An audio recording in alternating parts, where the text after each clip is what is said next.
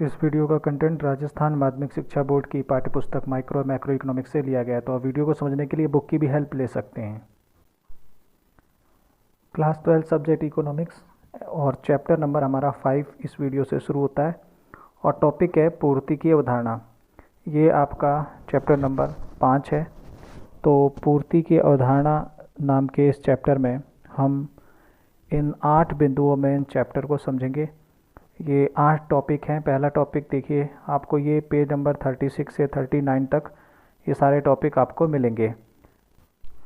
तो ये जो पहला टॉपिक इसमें देखिए लिखा है पूर्ति से अभिप्राय क्या है, मतलब पूर्ति का अर्थ। दूसरा टॉपिक होगा आपका पूर्ति को प्रभावित करने वाले क्या तत्व होते हैं या घटक होते हैं। तीसरा पूर्ति का नियम, जैसे मांग का नियम आपने पढ़ा था वैसे पूर्ति का नियम। पूर्ति के नियम की मान्यताएं, ये आपका चौथा टॉपिक रहेगा। और पांचवा पूर्ति अनुसूची। पूर्ति अनुसूची में 2 चीज़ें होंगी, एक व्यक्तिगत पूर्ति अनुसूची और एक बाजार पूर्ति अनुसूची। उसके बाद में आपका छठा टॉपिक होगा पूर्ति वक्र, यानी कि सप्लाई कर्व। और उसके बाद में आपका 7वां पॉइंट होगा पूर्ति वक्र में परिवर्तन, जैसे आपने मांग वक्र में परिवर्तन देखा था। और फिर 8वां होगा पूर्ति वक्र में खिसकाव या फिर पूर्ति वक्र में विवर्तन या शिफ्टिंग इन सप्लाई कर्व। ये भी आपने मांग वक्र में खिसकाव या मांग वक्र में विवर्तन पढ़ा था, तो उसी के जैसा ये चीज़ रहेगा। तो इस 8 टॉपिक में आपको ये चैप्टर समझाया गया है बुक में। तो हम यहाँ पे आज पहले के 2 टॉपिक जो हैं, जिसमें पहला है पूर्ति से अभिप्राय और दूसरा पूर्ति को प्रभावित करने वाले तत्व। फिर से सुन लीजिए, पूर्ति से अभिप्राय और दूसरा पूर्ति को प्रभावित करने वाले तत्व। इन 2 टॉपिक को आज समझने की कोशिश करेंगे इस वीडियो में। तो पूर्ति से अभिप्राय ये आपका टॉपिक है पहला। तो इसको लिए आपको पेज नंबर 32 निकालना पड़ेगा, उसमें ये लिखा है, आप देखेंगे अपनी बुक पर। तो किसी वस्तु की पूर्ति का अब आशय वस्तु की उस मात्रा से है जिसे विक्रेता एक निश्चित अवधि में निश्चित कीमत पर बेचने के लिए तत्पर रहता है या बेचने के लिए राजी रहता है। मतलब कोई वस्तु की पूर्ति क्या है, तो पूर्ति किसी वस्तु की वह क्वांटिटी है, या सेवा में भी शामिल कर लीजिए। पूर्ति किसी वस्तु की वह क्वांटिटी है, वह मात्रा है जिसे कोई जो बेचने वाला है या विक्रेता है या सेलर है, वो एक निश्चित कीमत पर बेचने पे राजी होता है या तत्पर रहता है। तो ये आप देखेंगे दूसरा स्लाइड पे एक बात लिखी है, इसको देखें। लिखा है एक उत्पादक से पूछिए वह वस्तु कितनी मात्रा में बेचने को तैयार है। इन्होंने एक प्रश्न किया है कि एक उत्पादक से पूछिए, बनाने वाले से पूछिए कि वस्तु की कितनी मात्रा बेचने को तैयार है। तो उसका जो आंसर है वो स्पष्ट होगा, उसका उस पर जो उत्तर है वो स्पष्ट होगा कि कीमत पर निर्भर करता है। ये आपको पता होना चाहिए कि कोई भी व्यक्ति जो है वो बेचना चाहेगा, उसको अच्छी कीमत पर निर्भर करता है वो कैसी कीमत पर बेचेगा। तो यहाँ पे आगे लिखा हुआ है कि ऊंची कीमत पर वस्तु को अधिक मात्रा में बेचने के लिए तैयार होगा और कम कीमत पर वस्तु को कम मात्रा में बेचना चाहेगा। यानी कि अगर उस विक्रेता को या उस उत्पादक को वस्तु की अधिक कीमत मिलती है तो वह अधिक वस्तु बेचने के लिए, मात्रा को बेचने के लिए तैयार है। और अगर उसे कीमत कम मिलती है तो वस्तु की मात्रा को घटाएगा, यानी कि वस्तु को कम मात्रा को बेचने के लिए तैयार होगा। तो ये 2 पॉइंट लिखा है। इसके आगे लिखा है कि इसके अनुसार, यानी ऊपर की बताई हुई बातों के अनुसार, इसके अनुसार किसी वस्तु की पूर्ति से अभिप्राय उस तालिका से है जो वस्तु की उन विभिन्न मात्राओं को प्रकट करती है जिसे उत्पादक वस्तु के विभिन्न संभव कीमतों पर एक निश्चित समय में बेचने के लिए तैयार है। मतलब अलग अलग मात्राएं हैं वस्तुओं की, जिसे जो उत्पादक है या जो विक्रेता है वो संभव कीमतों पर बेचने के लिए तैयार है एक निश्चित टाइम पीरियड में। तो ये भी परिभाषा आपको एक्स्ट्रा बताने की कोशिश की गई, समझाने की कोशिश की गई। जो किताब का फ़ोटो या स्लाइड लिया गया था वो भी वही बात आपको बता रहा है। किताब पे भी यही बताया गया है कि किसी वस्तु की पूर्ति से आशय वस्तु की उस मात्रा से है जिसे विक्रेता एक निश्चित टाइम में निश्चित कीमत पर बेचने पर तत्पर रहता है या निश्चित कीमत पर बेचने के लिए राजी रहता है। एक विक्रेता जब तक उसे वाजिब कीमत नहीं मिलती किसी वस्तु को बेचने पर, तब तक वह वस्तु को नहीं बेचेगा। ये बेसिक सी बात है। और अगर विक्रेता को या उत्पादक को एक वस्तु का मात्रा का एक वाजिब कीमत या उसके अनुसार की कीमत मिलती है तो वह वस्तु की मात्रा को बेचेगा, और जब ऐसा वो बेचने के लिए तत्पर होगा तो उसे ही वस्तु की पूर्ति कहेंगे। साथ में कुछ बात आगे और बताई गई है, इसके नीचे आप देखेंगे अपने बुक में। ये देखिए बताया गया है कि सामान्यतः उत्पादक द्वारा तैयार माल को स्टॉक और पूर्ति का अर्थ एक ही मानते हैं, जबकि अर्थशास्त्र के दृष्टिकोण से ये अलग अलग अवधारणाएं हैं। मतलब कुछ लोग जो ये समझते हैं अक्सर या ऐसा मानते हैं कि जो विक्रेता के यहाँ पे माल बना हुआ पड़ा है और जो माल तैयार है वो एक ही है, मतलब पूर्ति और जो तैयार माल का स्टॉक है वो एक ही है, लेकिन ऐसा है नहीं। इसमें लिखा है यद्यपि पूर्ति स्टॉक का एक भाग कही जा सकती है। अब आपको ये नहीं समझ में आया तो इसलिए एक उदाहरण समझाया गया है। देखें, यदि एक उत्पादक अपनी तेल मिल में 100 टिन तेल का उत्पादन किया है, यदि एक उत्पादक ने अपनी तेल मिल में 100 टिन तेल का उत्पादन किया है तो ये सभी 100 टिन उसके द्वारा तैयार माल का स्टॉक कहलाएगा। यदि वह उस वित्तीय वर्ष में 90 टिन बाजार भाव पर बेचने के लिए तैयार है तो ये 90 टिन उसकी पूर्ति मात्रा कहलाएंगे। यानी कि पूर्ति क्या हो गई, स्टॉक का भाग हो गई। अब अगर शब्द अर्थ में मतलब अर्थ हम समझें तो लिखा हुआ है अतः पूर्ति स्टॉक का वह भाग है जिसे उत्पादक विक्रय करने के लिए निर्धारित अवधि में तत्पर है या राजी है। अतः पूर्ति स्टॉक का वह भाग है जिसे उत्पादक विक्रय करने के लिए निर्धारित अवधि में तत्पर है। फिर से सुन लीजिए, अतः पूर्ति स्टॉक का वह भाग है जिसे उत्पादक विक्रय करने के लिए निर्धारित अवधि में तत्पर है। वह निर्धारित अवधि क्या है, एक वित्तीय वर्ष हो सकती है, आप एक मंथ भी मान लीजिए, या एक साल या 4 महीने, कुछ भी मान सकते हैं। अच्छा, बनाया टोटल कितना था, उसने 100 टिन बनाया था, लेकिन बेचने के लिए कितना राजी है, बेचने के लिए राजी है 90 टिन। आप 80 टिन कर लें, 20 टिन कर लें, जो भी कर लें। तो जो भाग स्टॉक का वो बेचने के लिए राजी है वही उसका पूर्ति की मात्रा कहलाएगा या वही उस वस्तु की पूर्ति कहलाएगी। तो स्टॉक ज़्यादा हो सकता है और पूर्ति कम भी हो सकती है, यानी कि पूर्ति स्टॉक का एक भाग बन सकती है, और स्टॉक और पूर्ति का अर्थ एक नहीं होता। अर्थशास्त्र के दृष्टिकोण से स्टॉक और पूर्ति दोनों अलग अलग शब्द हैं अर्थशास्त्र के दृष्टिकोण से। तो यहाँ पर ये बात बताने की कोशिश की गई, और यहाँ पर हमारा ये पहला टॉपिक पूरा हुआ। तो नेक्स्ट टॉपिक देखते हैं। नेक्स्ट टॉपिक हमारा है पूर्ति को प्रभावित करने वाले घटक। ये दूसरा टॉपिक है। इसमें घटकों में आपको 7 घटक बताए गए हैं, आपको 7 पॉइंट बताए गए हैं, या आपको ऐसे 7 तत्व बताए गए हैं जो किसी वस्तु की पूर्ति को प्रभावित कर सकते हैं। तो क्वेश्चन पूछा जा सकता है कि किसी वस्तु को पूर्ति प्रभावित करने वाले घटकों को बताइए, या ऐसे कौन से तत्व हैं जो किसी वस्तु की पूर्ति को प्रभावित करते हैं। तो ये रहे 7 पॉइंट। देखिए, पहला तो उस वस्तु की अपनी बाज़ार कीमत जो होती है, वो जो वस्तु की खुद की बाज़ार कीमत है। सेकंड है वस्तु के उत्पादन साधनों की कीमत, यानी जो वस्तु जिस कच्चे माल से मिलके बनती है उसकी कीमत भी पूर्ति पर प्रभाव डालती है। तीसरा, संबंधित वस्तुओं की कीमतें। संबंधित वस्तुओं में आपकी पूरक वस्तुएं आती हैं और स्थानापन्न वस्तुएं आती हैं। इसको हमने आगे लास्ट में डिस्क्राइब किया है। और फिर चौथा पॉइंट है तकनीक में परिवर्तन अगर हो जाए तो ये पूर्ति को प्रभावित कर सकती हैं। पांचवा पॉइंट है विशेष अवसर, कोई विशेष अवसर बन जाए, कैसे त्यौहार वगैरह होते हैं, ये विशेष अवसर। छठा पॉइंट है आगतों की गुणवत्ता क्या है, मतलब जो इसमें मटेरियल लग रहा है उनकी क्वालिटी कैसी है। और सातवां पॉइंट है परिवहन लागतें कैसी है, यानी ये जो ट्रांसपोर्टेशन होता है, जैसे ढुलाई वगैरह होती है, इनकी कॉस्ट भी मैटर करती है किसी वस्तु की पूर्ति को प्रभावित करने के लिए। तो ये 7 पॉइंट थे। इन 7 पॉइंटों को अब एक एक करके समझने की कोशिश करेंगे, और सहायता के लिए हमने किताब की जो फ़ोटो है उसकी स्लाइड यहाँ पे ले रखी है। तो आइए देखते हैं पहला पॉइंट, वस्तु की बाज़ार कीमत या वस्तु की खुद की कीमत। देखिए, जब किसी वस्तु अथवा सेवा की बाजार कीमत अधिक होती है तो जो उसको बनाने वाले हैं, उसके उत्पादक हैं, उनको क्या होता है, थोड़ा लाभ अधिक मिलता है। और जब उनको अधिक लाभ मिलता है तो वो उससे उत्साहित होकर बाजार में उस वस्तु की सभी उत्पादक अपना उत्पादन बढ़ाकर पूर्ति मात्रा को बढ़ाते हैं। इसके विपरीत यदि बाजार में कीमतें कम होंगी तो वस्तु की पूर्ति भी कम होगी।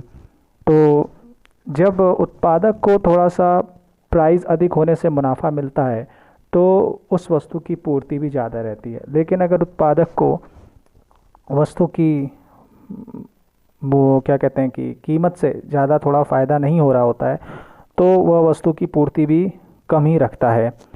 तो ऐसा हमेशा हो ऐसा पॉसिबल नहीं है। कई बार वस्तुओं की ज़्यादा कीमत होने के बावजूद भी उनकी पूर्ति ज़्यादा रखनी पड़ती है या होती है। तो ये एक हमारा पहला पॉइंट था जो वस्तु की पूर्ति को प्रभावित करता है। दूसरा पॉइंट अब देखते हैं। दूसरा पॉइंट ये लिखा है, वस्तु के उत्पादक साधनों की कीमतें, या वस्तु में जो जो चीज़ें यूज़ होती है बनने में, जो भी कच्चा माल यूज़ होता है तो उनकी कीमतें भी प्रभाव डालती हैं वस्तु की पूर्ति पर।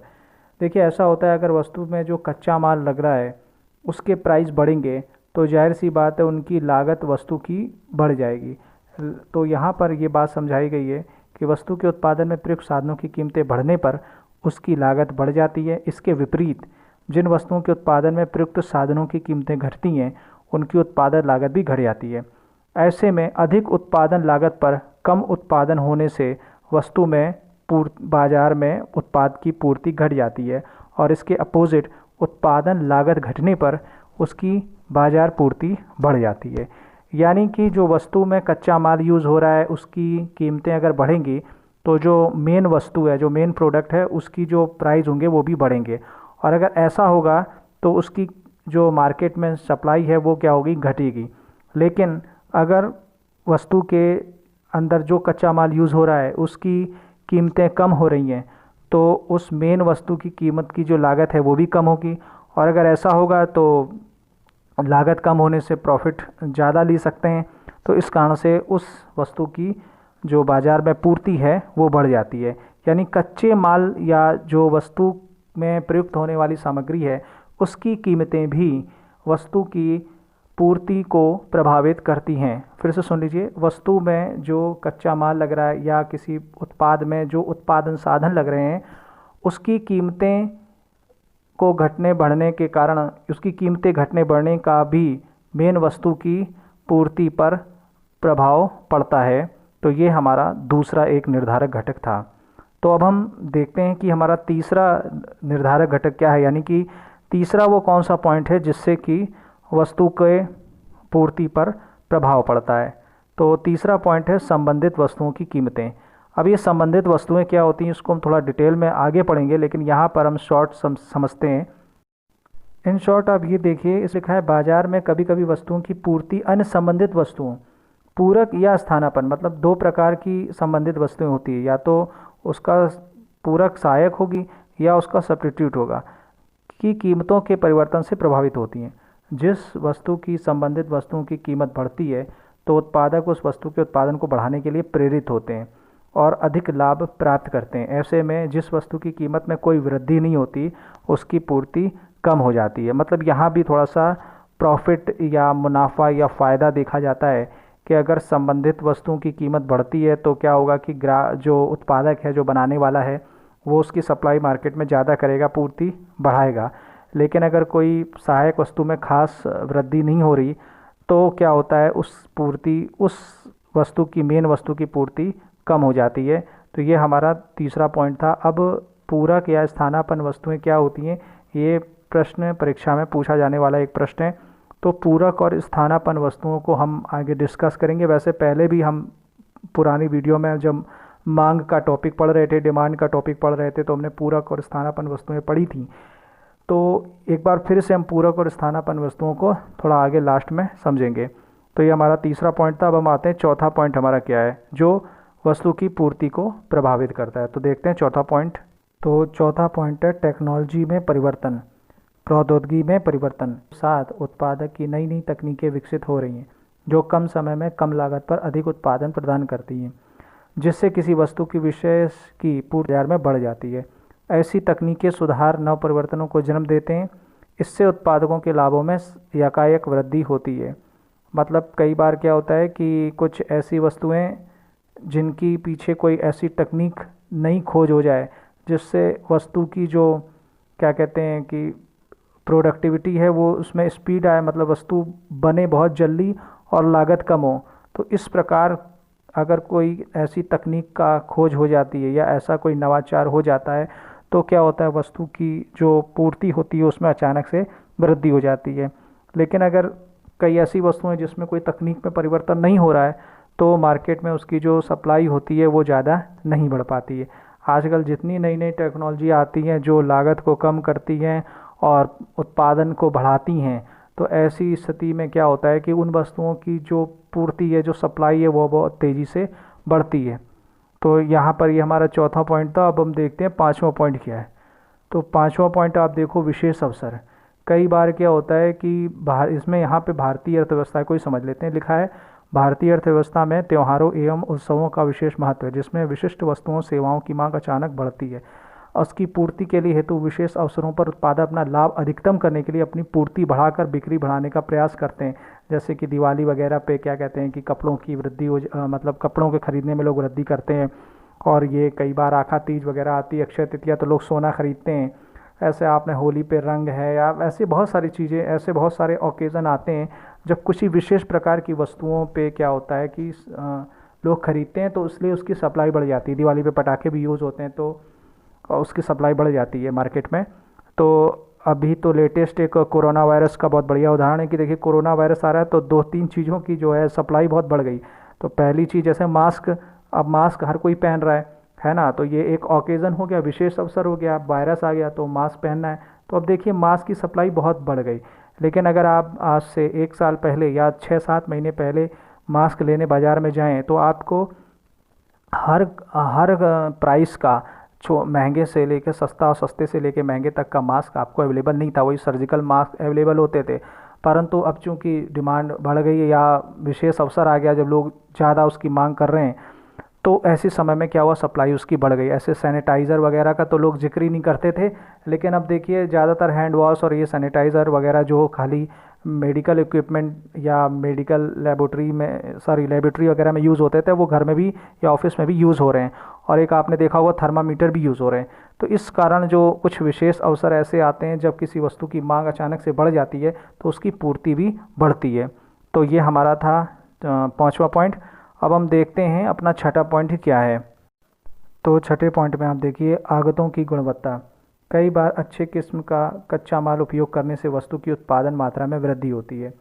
ये ज़्यादातर कृषि के क्षेत्र में होता है। देखिए जैसे कि विशेषकर कृषिगत उत्पाद में अच्छे किस्म के हाइब्रिड बीजों का उपयोग से पैदावार में अत्यधिक वृद्धि होती है, जिससे उसकी पूर्ति बढ़ जाती है। तो क्या होता था, जैसे पहले गेहूं की सप्लाई इतनी नहीं हो पाती थी, लेकिन कृषि वैज्ञानिकों ने खोज की और HYV बीज यानी हाई यील्ड के जो क्या कहते हैं सीड होते हैं उनको बनाया और उससे क्या कहते हैं पैदावार बढ़ी। तो जब पैदावार बढ़ी तो उससे क्या होता है, सप्लाई भी बढ़ी और लोगों तक वो पूर्ति पहुंची। तो इस प्रकार जब कोई ऐसा अच्छा माल या अच्छा किस्म का विकास हो जिससे कि पैदावार या उत्पादन बढ़े तो उस वस्तु की पूर्ति भी बढ़ जाती है। बहुत ऐसे उदाहरण हैं कृषि क्षेत्रों में जब हमने अच्छे अच्छे किस्म के बीजों का निर्माण किया या अच्छे अच्छे किस्म के बीजों को बनाया या उन्नत किया बीजों को, तो उससे पैदावार बढ़ी और उस पैदावार बढ़ने से क्या हुआ कि उसकी सप्लाई भी काफ़ी ज़्यादा बढ़ गई। तो ये हमारा एक छठा पॉइंट था, आगतों की गुणवत्ता। तो अब हम पढ़ते हैं अपना लास्ट पॉइंट जो है, सॉरी लास्ट बोल दिया मैंने, लास्ट पॉइंट या अंतिम पॉइंट जो हमें बताएगा कि कैसे वो अंतिम पॉइंट किसी वस्तु की पूर्ति पर प्रभाव डालता है। वो पॉइंट भी बहुत महत्वपूर्ण है। उस पॉइंट का नाम है परिवहन की लागतें या परिवहन की सेवाएं। तो ये सातवां पॉइंट है, परिवहन लागतें। बाजार पूर्ति पर परिवहन लागतों का बहुत प्रभाव पड़ता है। यदि बेहतर परिवहन लागतें हैं, यानी कि माल हर जगह पहुंच सकता है कम लागत पर, तो क्या होगा, वस्तु की पूर्ति बढ़ेगी मार्केट में। लेकिन अगर परिवहन लागतें बहुत महंगी हैं या परिवहन की व्यवस्था या सेवा हर जगह पॉसिबल नहीं है, तो क्या होगा, वस्तु की पूर्ति नहीं होगी। बहुत समय पहले आपको पता होगा देश में अकाल पड़ते थे, लेकिन होता ये था कि अकाल जो पड़ जाता था उस समय ऐसी स्थिति होती थी कि कई बार अकाल पड़ता था, फसल नहीं होती थी, लेकिन दूसरे किसी राज्यों में या दूर के राज्यों में फसल होती थी, अनाज होता था, फिर भी अकाल से लोग मारे जाते थे। उसका कई कारणों में एक कारण ये भी था कि तब परिवहन व्यवस्थाएं अच्छी नहीं थीं, क्योंकि होता ये था कि अकाल पड़ गया और परिवहन की व्यवस्थाओं के ना अच्छा होने के कारण उस राज्य तक माल पहुंच नहीं पाता था, अनाज पहुंच नहीं पाता था, तो उससे लोग मारे जाते थे। क्यों नहीं मारे जाते थे? क्योंकि सप्लाई नहीं हो पाती थी उस जगह पे।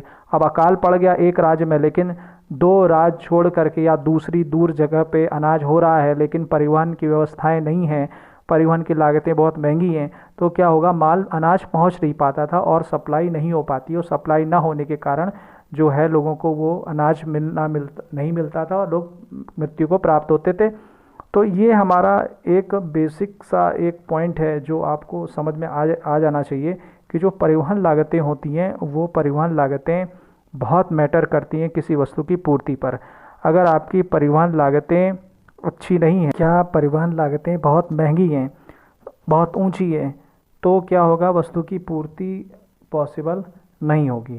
तो परिवहन लागतों का जो वस्तु की पूर्ति है उस पर बहुत ज़्यादा प्रभाव पड़ता है। अगर पहुंच ही नहीं पाएगा माल तो फिर पूर्ति कैसे होगी और माल बिकेगा कैसे? आपको खुद सोचना चाहिए कि अगर कोई वस्तु किसी जगह पर पैदा नहीं होती, बनती नहीं, किसी दूसरी जगह पे पैदा होती है, यानी एक वस्तु एक शहर में बनती नहीं, पैदा नहीं होती, वो किसी दूसरे राज्य में पैदा होती या बनती है, और अगर परिवहन लागतें महंगी हैं या परिवहन लागतें या परिवहन सेवाएं ही नहीं हैं, तो आप बताइए वो जो बेचने वाला है वो बेचेगा क्या? बेच ही नहीं सकता, क्योंकि उसके पास वो वस्तु पहुंचेगी नहीं। तो परिवहन जो लागतें और परिवहन सेवाएं बहुत ज़्यादा प्रभाव डालती हैं किसी वस्तु की पूर्ति में। तो मेरे हिसाब से ये जो 7 नंबर पॉइंट है ये चौथे नंबर पॉइंट पे होना चाहिए या तीसरे नंबर पॉइंट पे होना चाहिए। तो ये हमारे 7 पॉइंट थे, और ये हमारा दूसरा टॉपिक जो है, ये क्या जो नाम था इसका, कि वस्तु की पूर्ति को प्रभावित करने वाले घटक, जो 7 घटक थे वो 7 घटक हमने यहाँ पर समझने की कोशिश की।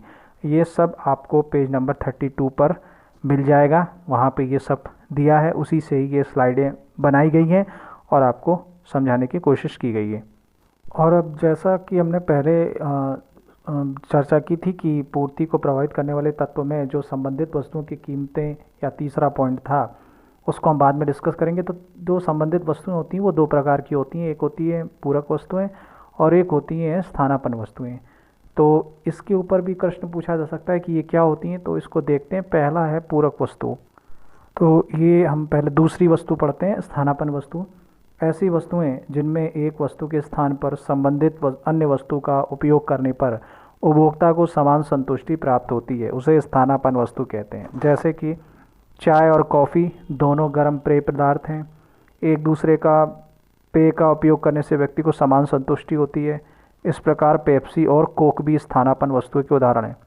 मेरी निजी विचार मैं आपको बता देता हूँ कि मुझे पेप्सी और कोका कोला ये ही एक्चुअली स्थानापन्न वस्तु लगती है। जो चाय और कॉफ़ी है, हो सकता है लोगों का टेस्ट अलग है, कई लोग चाय नहीं पीते, कॉफ़ी पीते हैं, तो उनके लिए, जो चाय पीने वाले हैं उनके लिए कॉफ़ी का कोई मतलब नहीं है, और जो कॉफ़ी पीने वाले हैं उनके लिए चाय बिल्कुल सब्स्टिट्यूट नहीं हो सकती। तो यहाँ पर पेप्सी और कोक को आप अच्छा एक स्थानापन्न उदाहरण मांग सकते हैं कि अगर पेप्सी मार्केट में नहीं है तो उसकी जगह व्यक्ति कोका कोला भी यूज़ कर सकता है, क्योंकि गिलास में डालने के बाद दोनों काले होते हैं और एक ही जैसा स्वाद देते हैं। तो ये स्थानापन्न वस्तु हो गई, यानी कि हमें संतुष्टि समान मिले, ऐसा हम पहले पढ़ भी चुके हैं स्थानापन्न वस्तुओं के बारे में। अब आते हैं हम दूसरी प्रकार की वस्तु जिसको हम कहते हैं पूरक वस्तुएं। तो देखिए पूरक वस्तुएं क्या होती हैं। तो अब ये दूसरी वस्तु है पूरक वस्तुएं। व्यवहार में ऐसी बहुत सी वस्तु पाई जाती हैं जो अकेले क्रय तो की जा सकती है, किंतु उनकी उपयोगिता तभी है जब उससे संबंधित अन्य वस्तु को भी क्रय किया जाए। अतः एक ऐसी वस्तु जिन्हें साथ में यूज़ करते हैं। अतः एक वस्तु के अभाव में दूसरी वस्तु की उपयोगिता शून्य हो जाती है। जैसे सिंपल सा आपको उदाहरण पेन और स्याही का मिलेगा या पेन और रिफ़िल का मिलेगा। बिना रिफ़िल का जो पेन है उसका कोई यूज़ नहीं, या खाली रिफिल अकेले अच्छे से काम नहीं करती पेपर पर। तो एक तो ये वस्तु हो गई पूरक वस्तुएं। दूसरा, कार और पेट्रोल, ये भी सही है क्योंकि अगर पेट्रोल यूज़ नहीं होगा तो कार घर पे खड़ी रहेगी। तो ऐसी वस्तुएं जिनका यूज़ साथ साथ किया जाए वो कहलाती हैं पूरक वस्तुएं। मतलब जो खरीद तो अकेले सकते हो लेकिन वो यूज़फुल तब होगी जब साथ में दूसरी वस्तु को भी क्रय किया जाए या साथ की वस्तु उसमें प्रयुक्त हो। तो ये हमने पूरक वस्तुओं के बारे में पढ़ा। तो स्थानापन्न और पूरक वस्तुएं भी वस्तु की पूर्ति को प्रभावित करती हैं। अब ये प्रभावित कैसे करती हैं तो ये हम फिर से यहाँ डिस्कस नहीं करेंगे। ऐसा इसलिए नहीं करेंगे क्योंकि ये हमने 3 नंबर पॉइंट पे डिस्कस कर लिया है कि वो कैसे करती हैं प्रभावित। तो यहाँ पे ये 2 वस्तुएं हमने पढ़ी। तो आई होप आपको वीडियो समझ में आया होगा और इस वीडियो से हमारा चैप्टर नंबर 5 स्टार्ट होता है। आज हमने इस वीडियो में 2 टॉपिक को समझा। अगर कोई प्रॉब्लम हो तो आप व्हाट्सएप पे पूछ सकते हैं। Thanks for watching.